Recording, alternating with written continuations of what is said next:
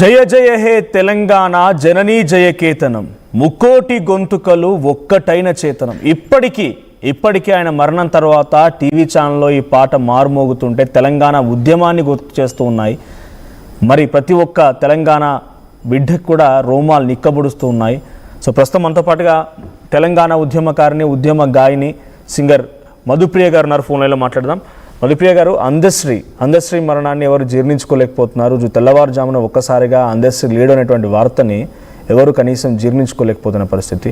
So Telangana ఉద్యమంలో మీది కూడా చాలా కీలకమైన పాత్ర. అనేక ఉద్యమ వేదికలపైన మీరు కూడా అప్పటి ఆ వయసు నుంచి పాటలు పాడుతూ వస్తున్నారు. సో అందశ్రీకి మీకున్నటువంటి సాన్నిహిత్యం ఎలా ఉండేది? ఆయన మరణాన్ని ఎలా చూస్తారు? నమస్తే అండి. అయితే బేసిక్ గా ఇప్పుడే నాకు ఆ విషయం తెలిసింది. చాలా అంటే చాలా సాహిత్య లోకానికి చాలా తీరని లోటు ఇది. చాలా అనుబంధం అంటే నాకు తెలంగాణ ఉద్యమంలో గద్దర్ తాతయ్యతో పాటు అందశ్రీ అంకుల్ కానివ్వండి, జయరాజ్ అంకుల్ కానివ్వండి, గోరెటింకన్ అంకుల్ కానివ్వండి, వీళ్ళందరితో చాలా అనుబంధం. విమలమ్మతో కానివ్వండి, వీళ్ళందరితో చాలా అనుబంధం.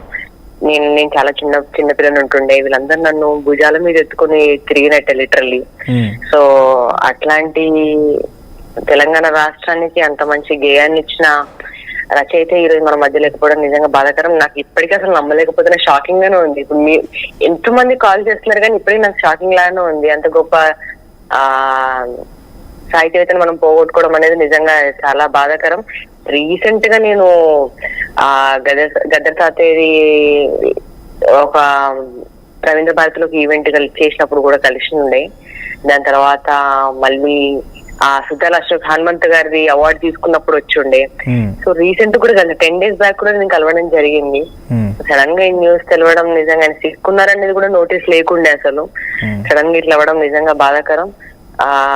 ఆయన ఉన్నా లేకపోయినా ఆయన పాట మాత్రం ఖచ్చితంగా తెలంగాణ రాష్ట్రంలో తెలంగాణ సాహిత్యంలో ఖచ్చితంగా ఆయన పాట ఎప్పుడు వినిపిస్తూనే ఉంటుంది. సో తెలంగాణ ఉద్యమంలో అనేక వేదికలు పంచుకున్నారు ఆయన ఒక కవి కూడా. సో ప్రతిదీ కూడా ఆయన పాటలు ఇప్పుడు గుర్తు చేసుకుంటున్న సిచ్యువేషన్ చూస్తూ ఉంటే, ఆయన మరణం తర్వాత గుర్తు చేసుకుంటుంటే ఇప్పుడు ఒక సామాజిక అంశమైన పాట అయింది, ఒక ప్రజా ఉద్యమమైన పాట అయింది, ఒక ప్రకృతి అంశమైన పాట అయింది, ప్రతి ఒక్కరిని తట్టి లేపుతూ ఉండేది. సో ఆయనతో మీకున్నటువంటి సాన్నిధ్యం ఎలాంటి విషయాలు పంచుకునేవారు బేసిక్గా మీరంతా కూడా? అంటే నేను చాలా చిన్న పిల్లలు ఉంటుండే కదా. తెలంగాణ ఉద్యమంలో అనేక పాటలు, అసలు చాలా పాటలు, ఏ పాటలైనా కూడా అండి, ఏ మీటింగ్స్ అయినా కూడా వీళ్ళందరూ లిటరల్ గా నన్ను భుజం మీద మోస్తున్నట్టే ఉంటుండే. నన్ను అరే నువ్వు చాలా గొప్పదాన్ని అవుతావు, గొప్ప స్థాయిలో ఉంటావు అని ఎప్పుడు నాకు చెప్తుండే. సో అట్లాంటి వ్యక్తులలో, నాకు ఎంకరేజ్ చేసే వ్యక్తులలో ఆయన ఒక్కరు. ఆయన లేకపోవడం నిజంగా చాలా బాధాకరం అనిపిస్తుంది. It's really unfortunate. ఎందుకంటే తను చూస్తే కూడా ఫిట్ గా ఉంటాడు. గతంలో వ్యక్తిగతంగా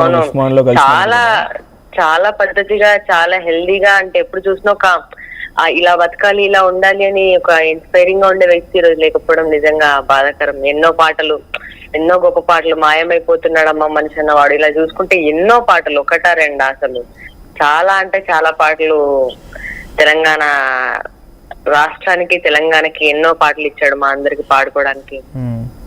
సో ఆయన సాహిత్యంలో నుంచి మీరేమన్నా గతంలో మీకున్న అనుభవంలో పాట, ఆయన సాహిత్యం నుంచి వచ్చిన పాట మీరైనా పాడింది ఉందా?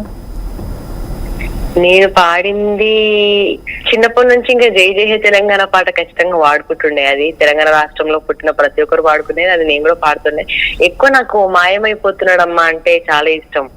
మాయమైపోతున్నాడమ్మా మనిషన్నవాడు, ఓ మచ్చుకైనా లేడు చూడు, మానవత్వము ఉన్నవాడు.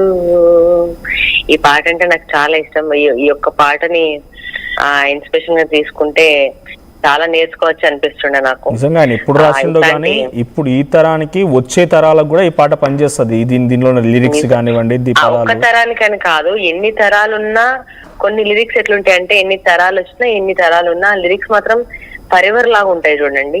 ఎప్పుడు చిరస్థాయిగా నిలిచిపోయే పాటలలో ఇట్లాంటి పాటలు ఖచ్చితంగా ఉంటాయి, మొదటి స్థాయిలో ఉంటాయని నేను అనుకుంటున్నాను. నిజంగా ఆయన లేకపోవడం చాలా బాధాకరం. ఆయనకు శాంతి కలగాలని కోరుకుంటూ, నిజంగా అసలు ఇప్పటికి మీరు మాట్లాడుతుంటే కూడా నాకు ఇప్పటికీ అది అసలు మొన్ననే కదా నేను చూసింది అనే ఫీలింగ్ ఉంది తప్ప అసలు ఆయన మన మధ్యలో లేరు అనేది ఇప్పటికీ నమ్మలేకపోతున్నాను. అంటే ఆయన జనరల్ గా మొత్తం పంచుకున్నా కూడా ఓపెన్ గా ఉంటది అనేది, ఏమన్నా మనసులో పెట్టుకొని బయట కూడా చెప్పే రకం వ్యక్తి కాదు ఆయన. ఆయనకున్న ముక్కుసూటితనమే ఆయనకి ఆయన ఒక గొప్ప పేరు తెచ్చిందని చెప్పొచ్చు. నిజంగా చాలా స్ట్రైట్ ఫార్వర్డ్ మనిషి. మనసులో ఏదంటే బయటకు అదే మాట్లాడతారు, మనసులో ఒకటి పెట్టుకొని బయటకు ఒకటి మాట్లాడడం ఆయనకి నాకు తెలిసి నేను చూసిన ప్రకారం అయితే ఆయన అలాంటి వారైతే కాదు. సో ఒక గొప్ప సాహిత్యవేత్తను అయితే ఖచ్చితంగా తెలంగాణ రాష్ట్రం ఈ రోజు నుంచి మిస్ అవుతుందనే నాకు అనిపించింది. ఒక్కసారి జై జై హే తెలంగాణ.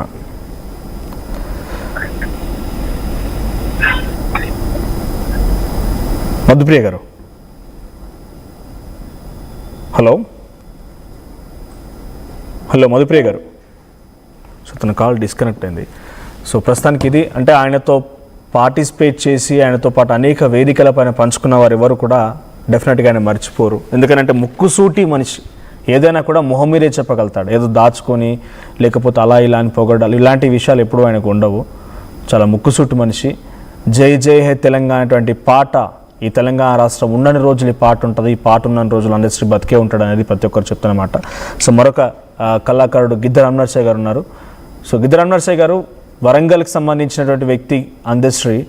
సో ఇప్పుడు అందశ్రీ లేడు అనేటువంటి వార్తని ఎలా చూస్తున్నారు మీరు? తెలంగాణ రాష్ట్ర వ్యాప్తంగా ప్రజలైతే జీర్ణించుకోలేకపోతున్నారు, కన్నీళ్ళు పెడుతున్న పరిస్థితి. ఎందుకంటే అంతటి అనేక పాటలు, ఒకటి కాదు రెండు కాదు, మనిషిని తట్టి లేపి అనేక పాటలు రాసుకొచ్చారు ఆయన. సో ఆయనతో పాటుగా మీకున్న సాన్నిహిత్యం ఎటువంటిది, ఏం చెప్తారు? చాలా బాధాకరం సార్ ఇది. ఎందుకంటే ఒక మాదిగ జాతిలో పుట్టి ఉన్నత శిఖరాలకి వెళ్ళినటువంటి అందశ్రీ గారు లేకపోవడం అనేది మా వరంగల్ జిల్లాలో పుట్టినటువంటి కీర్తి ప్రతిష్టలు దాచినటువంటి గొప్ప మహనీయుడే పోయింది అనుకోవాలి. ఎందుకనంటే ఇక్కడ ఉన్న పల్లెతనాన్ని కావచ్చు, ఆధ్యాత్మికంగా కావచ్చు, మానవ లోకాన్ని మేల్కొల్పే పాటలు కావచ్చు, ఒక మేస్త్రి పని చేసి పాటలు రాస్తూ పాటలు పాడుతూ జనాన్ని చైతన్యపరిచే రంగంలో ఒక ఎత్తు అయితే, తెలంగాణ రాష్ట్రం కోసం రాసినటువంటి పాట ఇవాళ గుర్తింపు పొంది అది రాష్ట్ర గీతంగా మారడం అనేది చాలా గర్వకారణమైనటువంటి విషయం. ఆయన పాటలను మరవలేము, మర్చిపోలేము, ఎన్నటికి కూడా చిరస్థాయిగా మిగిలి ఉంటాయి ఆ పాట. అందశ్రీ గారు లేకపోయినా ఆ పాటలు బతికున్నాయి అనడానికి ఇంకా చెప్పాల్సిన అవసరం లేదు సార్. చాలా బాధాకరం సార్. ప్రతి ఒక్కటి కూడా సమాజాన్ని తట్టలేపుతాయి, ఉద్యమానికి కొంత ఎనర్జీని బూస్ట్ని ఇస్తూ ఉంటాయి. సో మీరు ఆయన పాటల్లో నుంచి ఏదైనా ఒక పాట, ఎందుకంటే ఆయన ఒకటి రెండు అని చెప్పలేం, చాలా పాటలు ప్రజా ఉద్యమాలకు సంబంధించినవి. నిన్న నేను బెంగళూరులో ఉన్నా సార్. బెంగళూరులో చిన్న ఒకటి మాతంగి ఫౌండేషన్ అని చెప్పేసి వాళ్ళు నన్ను ఇన్వైట్ చేశారు అక్కడికి. అక్కడ కూడా అతను పాట పాడుతున్నాను. మాదిగయ్యల మీద నుండి పురుడు పోసుకున్నది మానవ జాతులను ఎప్పుడు నిదురలేపుతున్నది, దాని పేరే దప్పురా, అది మోగెదరుల నిప్పురా. ఆదిమ కాలమునందు అడవులెన్నో తగలబడగా జంతువుల పచ్చి మాంసం కాల్చుకొని తిన్నవేళ, ఎగుమడిగా కొండగాలికి కోపరదాటినప్పుడు నాదమైనలు దిశల నవ్విన, దాని పేరే డప్పురా, అది మొగెదరువుల నిప్పురా. ఈ పాట ఒక చరిత్ర సార్. వరంగల్లో పుట్టి వరంగల్ జిల్లా మీద రాసినటువంటి పాట, అది మర్చిపోలేదు. గలగల గలగల గజ్జల వండి గల్లు చూడు ఓరు గల్లు చూడు, నాడు కాకాటి నట్టి కిల్ల చూడు నా జిల్ల చూడు.